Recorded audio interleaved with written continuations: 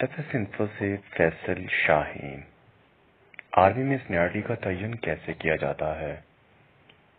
Army act کے مطابق کسی بھی افسر کے لانگ کورس میں سینئرٹی ملٹری اکیڈمی کاکول سے پاسنگ آؤٹ کے موقع پر ملنے والے نمبر، جسے پاک آرمی یا پی اے نمبر کہا جاتا ہے، کی بنیاد پر طے کی جاتی ہے۔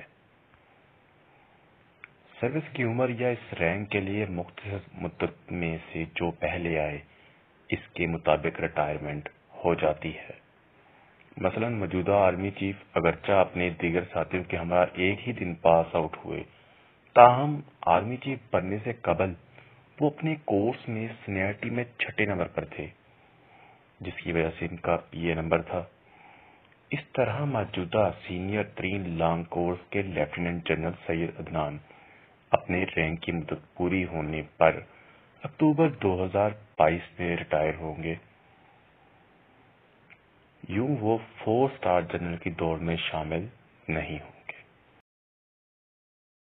اگر آپ کو مزید وضاحت بیان کرتا جاؤں تو وہ کچھ یوں اس طرح ہوگی کہ فرد جاوید صاحب بی بی سی اردو اسلام آباد سے، ان کا کہنا ہے کہ پاکستان کا آرمی چیف کون ہو سکتا ہے؟ تاہم موجودہ army chief general Qamar Javed Bajwa کی جگہ لینے والے نئے چیف کی تعیناتی سابق وزیر اعظم کی جانب سے سامنے آنے والے بیانات کے باعث کچھ زیادہ ہی موضوع بحث بن چکی ہے۔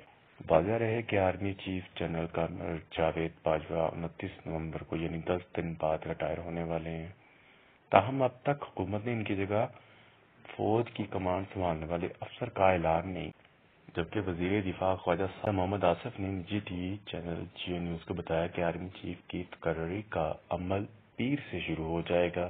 ان کے مطابق یہ عمل اگر پیر کو شروع ہوا تو پھر منگل یا بدھ کو نئے آرمی چیف کا نام سامنے آئے گا۔ ان کے مطابق وزارت دفاع کی جانب سے بھیجی جانے والی سمری میں سے ایک نام کو چن لیا جائے گا۔ خیال رہے کہ آرمی چیف کی تعیناتی کی سمری بطور وزیر دفاع خواجہ آصف نے وزیر اعظم شہباز شریف صاحب کو بھیجنی تھی۔